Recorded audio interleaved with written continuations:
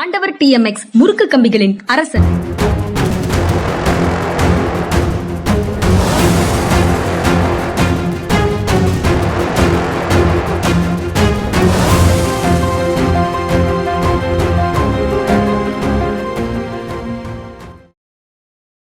வணக்கம். இது மனிதா சார். வணக்கம் சார். வணக்கம்ங்க. வணக்கம் சார். நேற்று சன் நியூஸ்ல விவாதத்துல கலந்துட்டு இருந்தீங்க, பார்த்தேன். அதுல துணை முதலமைச்சர் உதயநிதி சொன்ன ஸ்டேட்மெண்ட், அதாவது பலவீனமான நிலையில அதிமுக இருந்தாலும் திமுகவுக்கும் அதிமுகவுக்கும் இடையில தான் போட்டி அப்படின்னு அவர் சொல்லியிருந்தாரு. அதற்கு மாறான கிளைமாக தாவேக்காவுக்கும் திமுகவுக்கும் தான் போட்டின்னு விஜயும் தாவேக்காவும் சொல்லிட்டு இருக்கிறது. இந்த ரெண்டுக்கும் இடையில உண்டான சாதக பாதக அல்லது எது உண்மை நிலை அப்படிங்கிற ரேஞ்சில் அந்த விவாதம் போச்சு.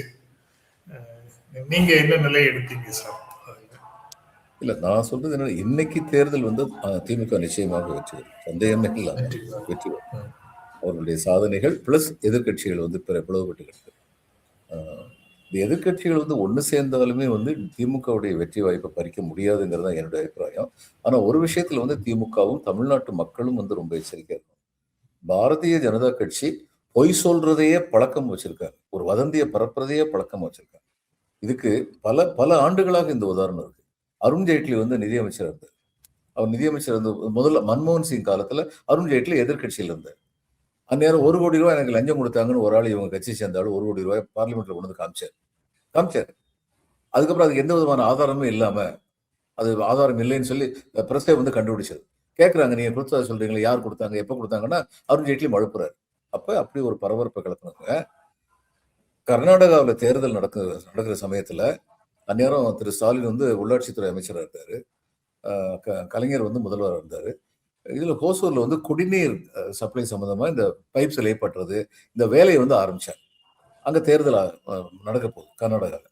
இந்த அருண்ஜேட்லி வந்து ஒரு ஓட்ட படம் எடுத்துக்கிட்டு அதில் உட்காந்துக்கிட்டு கூட 2 பேரை கூட்டு போய், ஹோசூர் எங்களுக்கு சொந்தம், அந்த ஹோசூர்ல ஒரு இதெல்லாம் அந்த நீர்வீழ்ச்சியெல்லாம் உள்ள ஒரு இடம் இருக்கு, பல சினிமாக்கள் கூட அங்க இருப்பாங்க, அதெல்லாம் எங்களுக்கு சொந்தம் அப்படின்னு அந்த நீர்வீழ்ச்சி பக்கம் படகுல போயிட்டு வந்தார்.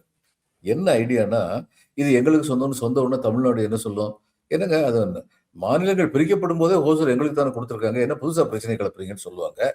சொன்ன உடனே நம்ம அங்க போய் என்ன சொல்லலாம், கன்னடத்துக்காரங்க பேசுற ஒரு இடத்த கர்நாடகாவுக்கு கொடுக்கணும்னு நம்ம சொல்லும் பொழுது அதை எதிர்க்கிறது யாரு, காங்கிரஸ் உடைய துணைவராக இருக்கிற திமுக அப்படின்னு காங்கிரஸ்க்கு எதிராக கிளப்பலாம். இதுதான் இந்த பொய்யுடைய அடிப்படையே. ஆனா கலைஞர் வந்து ராஜதந்திர மௌனம் காத்தார்.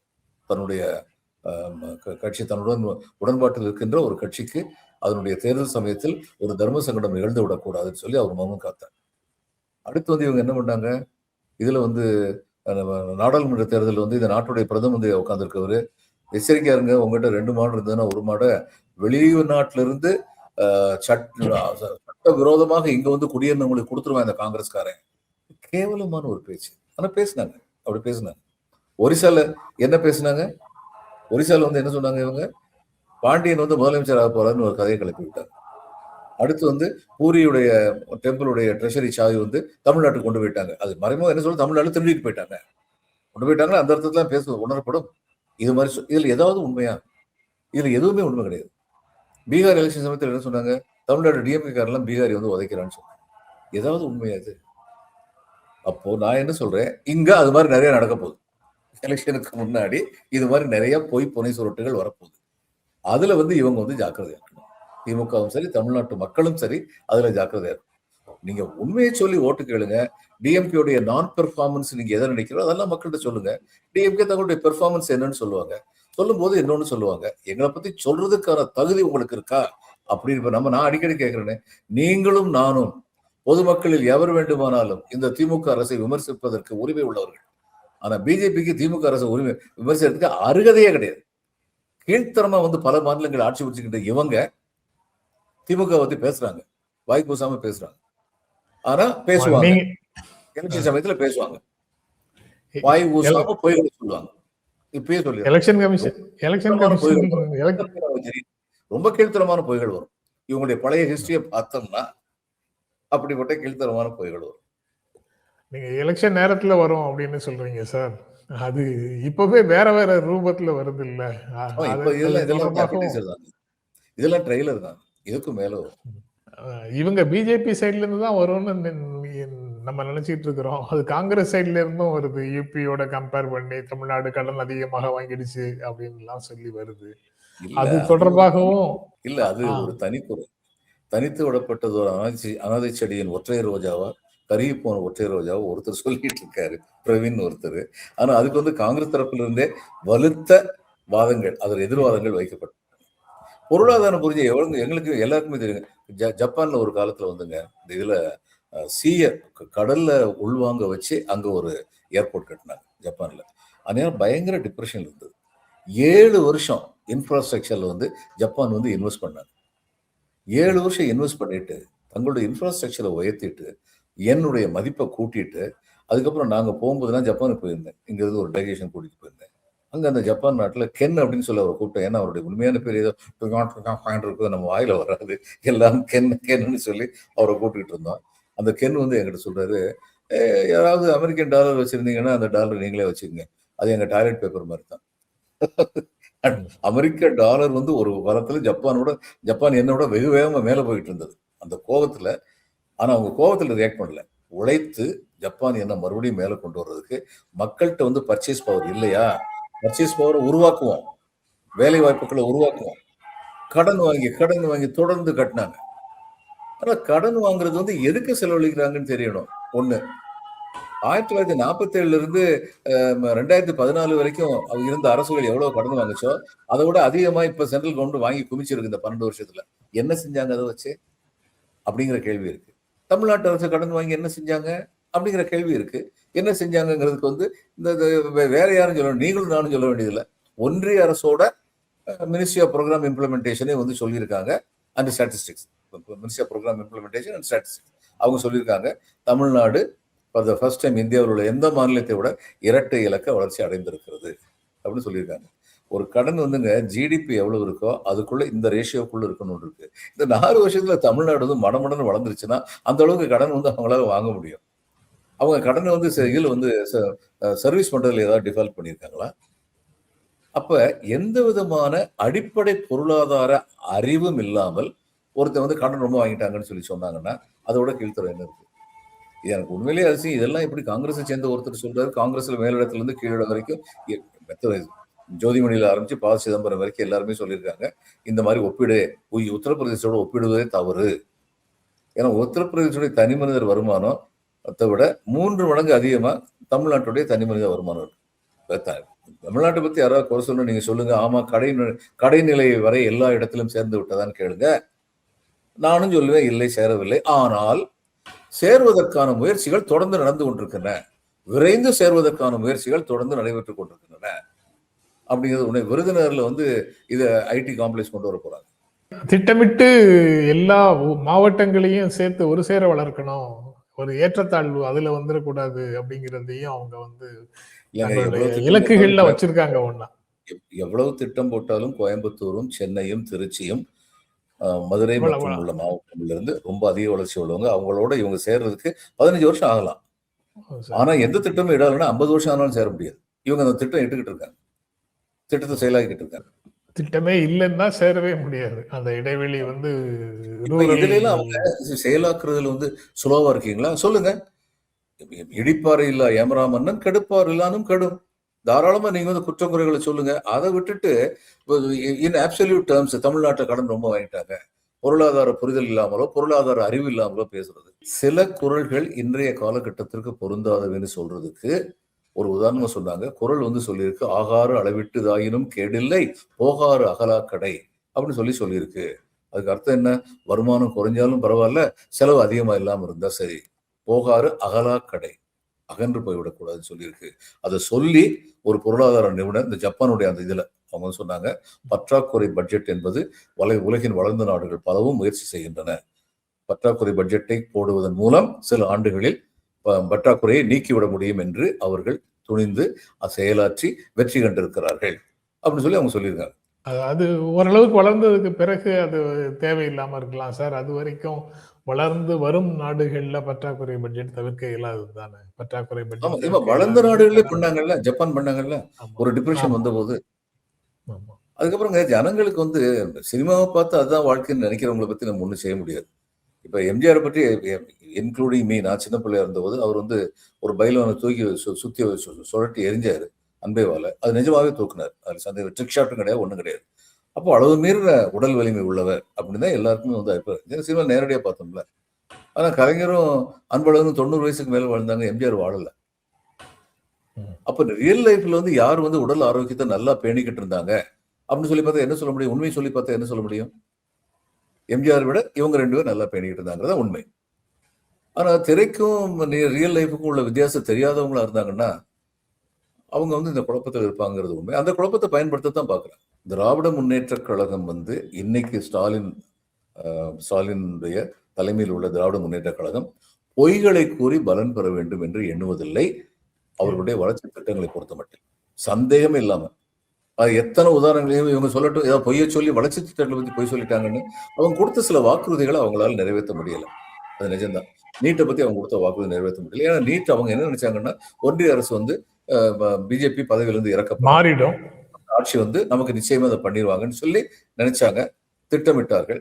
அந்த திட்டம் வந்து செயல்படுத்தப்பட முடியவில்லை. ஆனா அதே சமயம் என்ன பண்ணாங்க, நீட்டுக்கான பயிற்சி மையங்களை வந்து இவங்க அரசு தரப்புல இருந்து பயிற்சி மையங்களை அதிகரிக்க ஏற்பாடு பண்ணாங்க. இப்ப அதுக்கு என்ன குறை சொன்னாங்க? நீட்டு வேண்டாமாங்க, அப்புறம் பயிற்சி மையம் வைப்பாங்க அப்படின்னு குறை சொன்னாங்க. ஆனா அரசுடைய திட்டம் என்னவா இருந்தது? நாங்கள் நீட்டை எதிர்க்கிறோம் என்ற காரணத்திற்காக நீட் அமலில் உள்ளவரை எங்களுடைய சந்ததியினர் பாதிக்கப்பட்டு விடக்கூடாது. அப்ப அதுக்கான ட்ரைனிங் கொடுக்க ஏற்பாடு பண்றோம். ஆனா எங்களுடைய அடிப்படை நோக்கம் இந்த நீட்டே தவறு, இது இருக்கக்கூடாதுல எங்கிட்ட எந்த விதமான மாறுதலும் இல்லை. இது அவங்களுடைய கொள்கை. இந்த கொள்கையில் எந்த குழப்பமும் கிடையாது. குழப்பம் கிடையாதுங்கிறது மட்டும் இல்லை சார், இதுதான் தெளிவான நடைமுறை, தெளிவான கொள்கை. நாங்க நம்மளுடைய இலக்கை அடையும் வரை ஏற்கனவே இம்ப்ளிமெண்ட் ஆகிட்டு இருக்கிற கொள்கைகளுக்கு திட்டங்களை நம்ம செயல்படுத்தி தான் ஆகணும். அதுல இங்க உள்ள மக்கள் வந்து கஷ்டப்பட்டு விடக்கூடாது. அதனால அவங்களுக்கு பயிற்சி கொடுக்கணும். இது தனி ட்ராக்கு, அது தனி ட்ராக்கு. அந்த போராட்டங்களை நடத்துவது ட்ராக்கு. மறுபடியும் ஜோதிபாசு தான் சொல்லணும். We are social democrats. We are not communists under Indian constitution. அதைத்தான் சொல்றேன். நீங்க மாநில அளவுல எந்த முடிவும் எடுக்க முடியாத அளவுக்கு மாநிலங்களிடம் இருந்து எல்லா அதிகாரங்களையும் பறித்து ஒத்திசைவு பட்டியல் அல்லது ஒன்றிய பட்டியல்னு கொண்டு போனதுக்கு பிறகு இதெல்லாம் வந்து சொல்லி குற்றம் சாட்டுவதே ஒரு நகைப்புக்குரியது சார். அல்லது அந்த கொடுமைகளோட சேர்த்து தங்களை இணைத்து கொண்டவர்களால மட்டும்தான் அப்படி செய்ய முடியும். கல்வி வந்து பொதுப்பட்டியல போனது ரொம்ப பெரிய தவறுங்க. மிஸ்ஸஸ் காந்தி காலம் எமர்ஜென்சி காலத்துல அது கொண்டு வரப்பட்டது. ஏன் தவறுன்னா, இந்தியாவில் வந்து எல்லா மாநிலங்களும் கல்வி ஒரே சீராக இல்லை, வேற வேற திசையில இருந்திருக்கு. அப்ப எல்லாத்துக்கும் ஒரு பாலிசி வைக்க முடியாது. என்ன செஞ்சிருக்கணும்னா, அந்தந்த மாநிலங்கள் வந்து கல்வி வந்து அவங்களுடைய பாதையில் வந்து அவங்க சொல்லும் போது சில பேர் மிகுந்த வளர்ச்சி அடைந்திருக்கிறார்கள். கேரளா, தமிழ்நாடு, ஆந்திரா, கர்நாடகா, வெஸ்ட் பெங்கால் இவங்கெல்லாம் மிகுந்த வளர்ச்சி அடைந்திருக்கிறார்கள். வளர்ச்சி அடையாத மாநிலங்களுக்கு நீங்கள் உதவி செய்யுங்கள். அவங்களுக்கு வந்து நீங்க சப்சிடி கொடுங்க, இது புதுசா வந்து இன்ஸ்டிடியூஷன் துவங்குறதுக்கு ஹெல்ப் பண்ணுங்க. இது எல்லாம் we can understand. இல்லை இப்ப நடக்கிறது எப்படி இருக்குன்னா, நீ 80 மார்க் வாங்கிட்டு இருக்க, அவன் வந்து 50 மார்க் தானே வாங்குறான், அவனை நான் 60 மார்க் கொண்டு வரேன், நீயும் 60 மார்க்குக்கு வா. இது என்ன அநியாயம்? இதுதான் இப்ப நடக்குது. இந்த ஸ்ட்ரகிள்ல தமிழ்நாட்டில் இருக்கக்கூடிய அரசியல் கட்சிகளும் வந்து பேசுறாங்க சார். கூட்டணி தேர்தலில் திமுகவை வீழ்த்துவதே எங்களுடைய லட்சியம் அப்படின்னு எல்லாம் பேசுறாங்க. சசிகலா திமுக அரசுக்கு முடிவு கட்டுவதே எங்களுடைய வேலை அப்படின்னு சொல்றாங்க. டிஎம்கேயா அண்ணா திமுகவான்னு முடிவு செய்வது முடியாமல் பிரேமலதா தேமுதிக இருக்குது. இந்த மாதிரியான ஒரு சூழல்ல அந்த அரசியல் நகர்வுகளும் இந்த இடத்துல தான் நாங்க பாஜகவையும் அதன் அனைத்து பி டீம்களையும் எதிர்கொள்றதுக்கு தயாராக இருக்கிறோம். தமிழ்நாட்டில் மதச்சார்பற்ற சக்திகளை பலவீனப்படுத்துவதற்கு பாஜக அனைத்து வழிகளையும் பயன்படுத்தும்ங்கிறத நாங்கள் தெரிஞ்சே தான் வச்சிருக்கிறோம். தமிழ்நாட்டு மக்கள் பாஜகவினுடைய சதியை அறிந்து அதை தோற்கடிப்பார்கள் அப்படின்னு உதயநிதி பேசுறாரு. எங்கள் கூட்டணியில் இருக்கிற ஒவ்வொரு கட்சியையும் திமுக மதிச்சு அவங்களுடைய கருத்துக்களை உள்வாங்கிக் கொள்கிறது அப்படின்னு சொல்றாரு. அதாவது கூட்டணியை நீடித்திருக்க செய்வதற்கு அவங்க என்ன செய்யறாங்கிறத சொல்றாரு. கூட்டணி கட்சிகளுடைய கருத்துக்களை உள்வாங்கி தான் நாங்க செயல்படுகிறோம் அப்படின்னு சொல்றாரு. ஆனா அங்கு பொங்கலுக்கு பிறகு அந்த கட்சியில பயங்கர குழப்பம் வரும் அப்படின்னு பிஜேபி சார்ந்தவர்கள் சொல்லிக்கிட்டே இருக்கிறாங்க. நிகழ்ச்சி தோணுதுங்கிறதுக்கு முன்னாடி நம்ம சொன்ன பாருங்க, திமுகவும் தமிழ்நாட்டு மக்களும் எச்சரிக்கையா இருக்கணும். அதுதான் ஆமா. துணை முதல்வரும் வந்து சொல்லியிருக்காரு. அடுத்து தோழமை கட்சிகளோட நாங்க ஆலோசிச்சுட்டு தான் இருக்கோம். See, அவங்க எல்லாருமே அடிப்படை கொள்கைகளில் மாறுபாடு இல்லாதவர்களாக இருக்கிறார். கம்யூனிஸ்ட் கட்சிகளும், திராவிட முன்னேற்ற கழகம், காங்கிரஸ் கட்சியும், விடுதலை சிறுத்தைகளும் அடிப்படை கொள்கையில மாறுதல் இல்லாதவங்களா இருக்காங்க. இந்த நாட்டின் ஜனநாயகம் பாதுகாக்கப்பட வேண்டும். மாநிலங்களுக்கு அதிக உரிமைகள் அளிக்கப்பட வேண்டும். சோசியல் ஜஸ்டிஸ் என்பது நிலைநிறுத்தப்பட வேண்டும். இதெல்லாம் அவங்க வந்து ஒன்றா இருக்காங்க. ஆனா இதை எந்த அளவுக்கு வேகமா கொண்டு போறதுங்கிறதுல அவங்களுக்கு வந்து டிஃபரன்ஸ் ஆஃப் ஒப்பீனியன் இருக்கு. அது கம்யூனிஸ்ட் ஒரு ஒப்பீனியன் இருக்கு, இவருக்கு திருமாவளவனுக்கு ஒரு ஒப்பீனியன் இருக்கு, திமுக ஒரு ஒப்பீனியன் இருக்கு. இது மாதிரி ஒவ்வொருத்தருக்கும் ஒவ்வொரு ஒப்பீனியன். அது இருக்கத்தான் செய்யும். அந்த வேறுபாடு இருக்கத்தான் செய்யும். அந்த வேறுபாடு பத்தி பொது வழியில பேசினாலும் தவறு கிடையாது. ஆனா இங்க நான் நேத்து வந்து அந்த இதுல விவாதத்துல அதான் கேட்டேன். இவங்களுக்கு என்ன சொல்றாங்க? கொள்கை வேறுபாடு வேறு, கூட்டணி என்பது தேர்தலுக்காகன்னு சொல்லும் பொழுதே நீங்க கொள்கையை சாக்ரிஃபைஸ் பண்றீங்க. இப்ப இவங்க அதான் பண்ணிட்டு இருக்காங்க. அதிமுக, தேமுதிக யாரு கூட வந்தாலுமே அவங்களுக்கு கொள்கைன்னு ஒண்ணும் கிடையாது. அது சின்ன கட்சி, இல்லாம வளர முடியாது. என் வைகோ வந்து என்ன பண்ணாரு? பெரிய காரணங்களை எல்லாம் சொல்லிட்டு திமுக கூட ஃபைட் பண்ணிட்டு வெளியில வந்தாரு. அடுத்து வந்து ஒரு தரம் ஜெயலலிதா கூட கூட்டணி வச்சுக்குவார், இன்னொரு தரம் திமுக கூட கூட்டணி வச்சுக்குவாரு. இது சிறிய கட்சிகளுக்கு உள்ள பிரச்சனைகள், அதை நம்மால் புரிஞ்சுக்க முடியும். ஆனால் பெரிய கட்சியாக, எதிர்கட்சியாக இருக்கின்ற ஒரு கட்சி தன்னுடைய அடிப்படை கொள்கையிலிருந்து மாறுபட்ட ஒரு கட்சியுடன் கூட்டணி வைத்துக் கொண்டால், நாளை அந்த அடிப்படை கொள்கையிலிருந்து மாறுபட்ட கட்சி ஒன்றிய அரசில் இவர்களுடைய அடிப்படை கொள்கைகளுக்கு விரோதமான சட்டங்களை கொண்டு வரும்போது இவர்கள் என்ன செய்வார்கள்? பார்த்து விட்டோம் ஏற்கனவே. விவசாய சட்டமாகட்டும், சிஏ ஆகட்டும், எதனாலும் சரி மௌனித்தார்கள், அவர்களுக்கு ஆதரவளித்தார்கள். பாமகவும் அதான் பண்ணாங்க. பாமக சின்ன கட்சி தான் இன்னைக்கு. I can understand. பாமக இவங்கெல்லாம் வந்து ஹையஸ்ட் பிட்டர் யாருன்னு சொல்லி பாக்குறாங்கன்னு சொல்லி ஒருத்தர் கலாட்டா பண்ணாரு. யார் மிக அதிக சீட்டு கொடுப்பாங்க, மிக அதிக வசதிகள் செய்து கொடுப்பாங்க, அங்க போவாங்க இவங்கெல்லாம் அப்படின்னு சொல்லி சொன்னாரு. உண்மை நிலை அதுதான். அதனால அவங்களை பத்தி பேசுறது நம்ம பேச வேண்டியது அதிமுக ஏன் இந்த நிலைக்கு போக வேண்டும்? அதிமுக அந்த நிலைக்கு போனதுனால அது பலவீனமான நிலையில இருக்குது அப்படிங்கிறது உண்மையா சார்? ஆமா, அது உண்மை. அந்த இதுல வந்து குழப்பத்தை பயன்படுத்த நினைக்கிறாரு தமிழக வெற்றி கழகத்துடைய தலைவர் திரு விஜய் அவர்கள். அதிமுக கிடையாது, நான் தான் செகண்ட் அப்படின்னு சொல்லி. அதுக்கப்புறம் சார் மல்லிகார்ஜுன கார்கே இந்திய அளவில் ஒரு மூவ்மெண்ட் தேவை, இயக்கம் ஒன்று தேவை, சில பொதுவான விஷயங்களுக்கு, நலிவடைந்த பிரிவினர்களுக்கு கண்ணியமாக வாழ்வதை உறுதி செய்வதற்கு, பிளவு இல்லாமல் ஒற்றுமையாக இருப்பதற்கு ஒரு இந்திய அளவில் ஒரு மூவ்மெண்ட் தேவைன்னு ஒரு கால் கொடுக்கிறாரு. அந்த மூவ்மெண்ட்டுங்கிறது காங்கிரஸ் அந்த இயக்கங்களை செயல்படுத்த முடியாதா?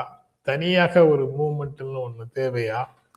தேவை அப்படிங்கிறது கரெக்டு தான் நான் தனிப்பட்ட முறையில் உணர்றேன். ஆனா அதை தனிநபராக நீங்களோ நானோ சொல்றதுக்கும் காங்கிரஸ் கட்சி சொல்றதுக்கும் வித்தியாசம் இருக்குங்கிறதுனால அதை கேட்கிறேன் சார். இல்ல, மூவ்மெண்ட் தான் தேவை. ஏன்னா காங்கிரஸ் என்ன கூப்பாடு போட்டாலும், எந்த அரசியல் கட்சி என்ன கூப்பாடு போட்டாலும் அவங்களுக்கு மெஜாரிட்டி இருக்குன்னு அவங்களுக்கு விரும்பமான சட்டத்தை போட்டுக்கிட்டே இருக்காங்க. ஆனால் விவசாய சட்டத்துக்கு மக்கள் எதிர்ப்பு பார்த்து பயந்து வாபஸ். இன்னொரு காரணம் என்னன்னா, அந்த நேரத்தில் யூபி தேர்தல் வருது. அப்ப இவங்க தேர்தல் வர்ற சமயத்தில் இந்த மாதிரி மாஸ் மூவ்மெண்ட் வந்துச்சுன்னா இவங்க அச்சப்படுவாங்க. நான் வந்து ஆரம்பத்துல இருந்தே சொல்லியிருக்கேங்க, இவங்கெல்லாம் நினைக்கிற மாதிரி மோடி வந்து இன்வல்னரபிள் கிடையாது. அவர் எதுல ஆடி போயிடுவார்னா, மக்கள் எதிர்ப்பு பயங்கரமா வரும்போது ஆடி போயிடுவார். இங்க திமுக வந்து ஒரு காலத்துல எதிர்கட்சியா இருந்தபோது அவர் இங்க வந்தார், கோ பேக் மோடின்னு சொல்லி போட்டாங்க. மோடி வந்து இன்வல்னரபிள், அவர் வந்து எந்த எதிர்ப்பும் என்னவும் செய்யாதுன்னு நினைக்கிறாங்க. அது தவறு. அவர் வந்து அந்த மாதிரி எதிர்ப்பு வர்றதையெல்லாம் பிரஸுடைய ஹெல்ப்பால வந்து நசுக்கிக்கிட்டு இருக்காரு, வெளியில வரவிடாம வச்சுக்கிட்டு இருக்காரு. ஏன் வெளிநாட்டுக்கு இவர் போன போது, அமெரிக்காவுக்கு போன போது பட்டேல் கம்யூனிட்டி பெரிய ஆர்ப்பாட்டம் இதற்கு எதிராக நடத்துறாங்க, எங்களுக்கு ரிசர்வேஷன் கொடுங்க அப்படின்னு சொல்லி. அதை பத்தின நியூஸ் வந்து மெயின் மீடியா எதுலையுமே வரல. ஆனா அப்படிப்பட்ட ஆர்ப்பாட்டம் அங்க நடந்தது உண்மை. ஆனா இந்தியாவில் அப்படிப்பட்ட ஆர்ப்பாட்டம் நடந்தா சோசியல் மீடியாவும் சேர்ந்து உண்மையை சொல்லிடுவாங்க. ஏன்னா பாக்குறாங்கல்ல, பாக்குறது சொல்லிடுவாங்க. இன்னைக்கு இது வந்து விவசாயிகள் போராட்டத்தை பத்தி அவர் வந்து கடைசியில் எதுக்காக வேண்டி பணிஞ்சாரு? 2 காரணம். அந்த நேரத்தில் யூபி எலெக்ஷன் வருது, மாஸ் மூவ்மெண்ட் வந்துருச்சு, மக்கள் எதிர்ப்பு பெரிய அளவுல வந்துருச்சு அப்படின்னு பணிஞ்சு போனாரு. அப்போ இது மாதிரி மக்கள் எதிர்ப்பு பெரிய அளவுல மக்கள் விரோத சட்டங்கள்லாம் கொண்டு வரும் பொழுது வந்ததென்றால், அப்படிப்பட்ட போராட்டம் வந்ததென்றால் இவர் அடிபணிவார், அதுல சந்தேகமே கிடையாது. அதாவது சரியான நேரத்தில் அந்த போராட்டம் வரும். ஒவ்வொரு மாநில தேர்தலுக்கு முன்னாடியே வரணும், ஒன்றிய தேர்தலுக்கு முன்னாடி வரணும், இவங்க பணிஞ்சிருவாங்க. இதுதான் உண்மை. அதனால ஒரு மாஸ் மூவ்மெண்ட்ங்கிறது மக்களுடைய இயக்கமாக வரணும். அது பொலிட்டிக்கல் பார்ட்டி தொடர்புடைய இயக்கமாக. இன்னைக்கு உள்ள நிலைமை என்னன்னா, மகாத்மா காந்தி வர்ற வரைக்கும் இவங்க என்ன பண்ணிட்டு இருந்தாங்க? காங்கிரஸ் கட்சி மும்பையில் உட்காந்து நல்லா டிஃபன் சாப்பிட்டுட்டு காஃபி டீ சாப்பிட்டுட்டு தீர்மானம் போட்டுட்டு இருந்தாங்க, அந்நிய அரசை வெளியேறுன்னு. காந்தி வந்து என்ன சொன்னாரு? இது ஒரு சாட்டர்டே ஈவினிங் கிளப் மாதிரி நீங்க உட்காந்துக்கிட்டு இருக்க வரைக்கும் ஒன்றும் நடக்காது. Take it to the masses. மக்கள்கிட்ட கொண்டு வாங்க கட்சியை, மக்கள்கிட்ட கொண்டு வாங்க போராட்டத்தை. அப்போ அவர் வந்து தனி மனித சத்தியாகிரகத்திலிருந்து ஆரம்பிச்சு, ஒத்துழையாமை இயக்கத்திலிருந்து ஆரம்பிச்சு, he made it a peoples struggle. இன்னைக்கு அந்த நிலைமையில இருக்கு. ஒரு அந்நிய ஆட்சி எவ்வளவு கேவலமா நடந்ததோ அந்த அளவுக்கு இவங்க போயிருவாங்க. சில விஷயங்கள் ஏற்கனவே போயிட்டாங்க, இன்னும் சில விஷயங்களையும் போயிடலாம். அப்போ அதுக்கு முன்னாடி வந்து மறுபடியும் ஒரு மாச மூமெண்ட் தான் தேவைப்படுது. அது மட்டும்தான் மோதியை மண்டியிட வைக்கும், வேற எதுவும் கிடையாது.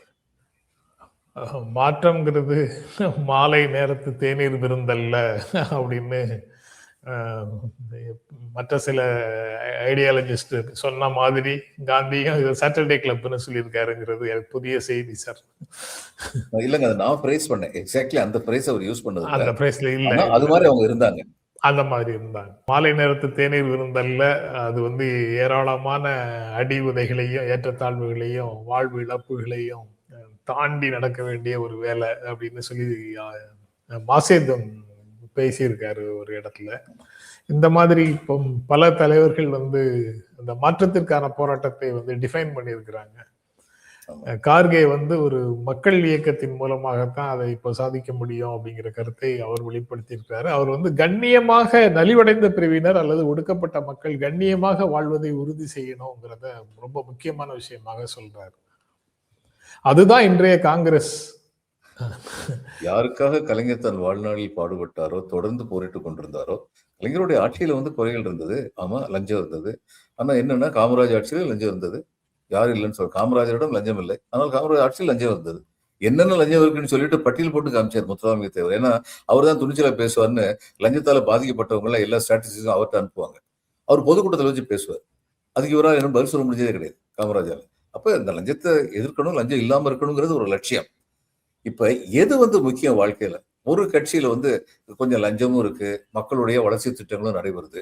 இன்னொரு கட்சியில இருக்கிற லஞ்சம் வெளியிலேயே தெரியாது, கொள்ளை ஒன்றும் பெரிய அளவுல நடக்கும், மக்கள் நல திட்டங்கள் எதுவுமே நடக்காது. இந்த ரெண்டுல எது பெருசுன்னா, இந்த லஞ்சம் வாங்கிக்கிட்டு நமக்கு நல்லது செய்யறாங்களோ அவங்ககிட்ட நல்லது செய்யறதை மட்டும் செய்ய, இந்த உங்க ஆளுங்களை சிலவே லஞ்சம் வாங்கல நிப்பாட்டு, இல்லைன்னா அடுத்த தேர்தலில் என்ன செய்யணும் எங்களுக்கு தெரியும் அப்படின்னு நம்ம வந்து அவங்கள வந்து பணிய வைக்கணும். அவங்க அதுக்கு ரெடியாகவும் இருக்கிறாங்க. ஏன்னா ஜனநாயகத்தை நம்புறாங்க. ஒவ்வொரு தேர்தலையும் வந்து நம்ம வந்து வெற்றி பெறணுங்கிறத நம்புறாங்க. அப்போ கலைஞர் வந்து வாழ்நாள் பூரா வந்து தன்னுடைய ஒரு கட்டத்துல வந்து ஒரு கூட்டத்துல வந்து கலைஞர் வந்து சொல்லப்பட்ட திமுக கூட்டம் ஒரு கூட்டும் போது ஒரு முன்னாள் அமைச்சர், I don't want to name the அமைச்சர், ஒரு லேடி, இவங்க பெண் அமைச்சர் வந்து சொன்னாங்க, இது விவசாய கூலியெல்லாம் ரொம்ப அதிகமா போயிடுச்சு, இப்ப விவசாயத்துக்குன்னு சொல்லிட்டு கூலி ஆட்கள் தேட்டோம்னா 300 ரூபா கேட்கறாங்க, இதெல்லாம் வந்து ரொம்ப கஷ்டமா இருக்கு இவங்களுக்கு, விவசாய நிலத்தை வச்சிருக்கவங்களுக்கு. உடனே கலைஞர் சொன்னாரு, அப்படியானால் விவசாய தொழிலாளர்களிடமே நிலத்தை கொடுத்து விட்டு போக சொல்லுங்கள், அவர்களை யார் கட்டாயப்படுத்தினது நில உரிமையாளராக இருக்க வேண்டும் என்று அப்படின்னு சொன்னார். எப்போ 96 2000 அந்த பீரியட்ல இருந்தாங்கல்ல, அந்நியாரம் நடந்த வாதம் இது வந்து. அந்நேரம் கலைஞர் வச்சு அவர் என்னைக்குமே தன்னுடைய அடிப்படை கொள்கைகளை காம்ப்ரமைஸ் பண்ணல. ஆனால் யாருக்காக உழைத்தாரோ, யாருக்காக பாடுபட்டாரோ அவர்களில் பல பேர் அவருக்கு எதிராக எம்ஜிஆருக்கு ஆதரவாக வாக்களித்து கொண்டிருந்தார். அதனால அவர் தவறல. இன்றைக்கு ஒன்றிய அரசு வந்து 100 நாள் வேலை திட்டத்தின் காரணமாக அக்ரிகல்ச்சரல் பீரியட்ல வேலைக்கு ஆள் கிடைக்காம போகுது, அதனால அந்த 4 மாதங்களுக்கு நாங்க வேலையே கொடுக்க மாட்டோம் அப்படின்னு சட்டமாகவே கொண்டு வராங்க. ஆமா, கலைஞர் மக்கள் நலம் என்ற சட்டப்படி ஆட்சி நடத்தினார். இவர்கள் சில பேருடைய சுயநலம் என்ற இஷ்டப்படி ஆட்சியை நடத்துறாங்க. அவ்வளவுதான், வேற ஒண்ணும் கிடையாது. இது வந்து ஜனங்களுக்கு தெரியணுங்க. நீங்களும் நானும் பேசுறோம், ஜனங்களுக்கு வந்து அந்த உண்மை வந்து தெரியணும். அதனாலதான் கார்கே சொல்றதை நான் ஆதரிக்கிறேன். ஜனங்கள்கிட்ட போய் உண்மையை சொல்லுங்க, எந்த அளவுக்கு அவங்க பாதிக்கப்படுறாங்கன்னு சொல்லி சொல்லுங்க. நானும் தான் கொடி ஏந்திட்டு போவேன். ஏன்னா நான் போய் சந்தோஷமா வந்து ஒரு ஹோட்டல்ல போய் டீ சாப்பிடணும்னு சொல்லி போனேன்னா, என் வசதிக்கு என்னால 200 ரூபாய்க்கு டீ வாங்க முடியும்னா அது கூட 36 ரூபாய் டாக்ஸ் போடுறாங்க.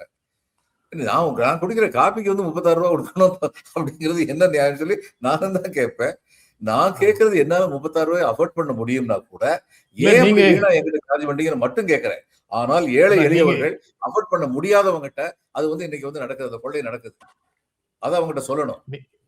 ஆமா, நீங்க ஏர்ன் பண்றதுக்கு இன்கம் டாக்ஸும் கட்டுறீங்க, வாங்குற பொருட்களுக்கு, நுகரும் பொருட்களுக்கு இந்த மாதிரி ஜிஎஸ்டியும் கட்டுறீங்க. அப்படி ஒன்னொன்னு எதை தொட்டாலும் எல்லாத்துக்கும் வரி செலுத்தி தான் நம்ம செலவழிச்சிட்டு இருக்கிறோம். இந்த வரி பணம் எல்லாம் வந்து ஒண்ணுதான் கேட்கலீங்க. நோக்கு கூலின்னு ஒண்ணுதான் கேட்கல.